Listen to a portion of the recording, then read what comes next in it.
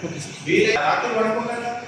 రాత్రి వండుకున్న కొన్ని బాగా సమావేశానికి అందరినీ రమ్మన్నాను.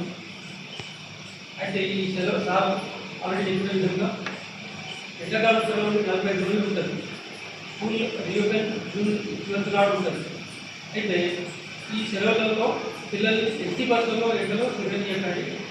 మీరు కూడా అసలు ఎండలో వెళ్ళే ప్రయత్నం చేయకండి. మంచిది కాదమ్మా ఎండలో. ఇప్పటి సార్ చెప్పిన విధంగా చెరువుల కొట్టి మన బైక్ మీద పోవడం బాయ్స్ అవుతుంది. అది కాకుండా తీసుకోండి. చాలా జాగ్రత్తగా పిల్లల్ని మీరు ఇంటి వద్ద కూర్చోబెట్టి ఇప్పుడు ఆల్రెడీ 8th క్లాస్ కానీ 9th క్లాస్ కానీ 6th 7th చదివినటువంటి పిల్లలకి వాళ్ళ యొక్క సీనియర్స్ వాళ్ళ దగ్గర నుంచి నోట్ బుక్స్ టెక్స్ట్ బుక్స్ తీసుకొని చదువుమని చెప్పానండి.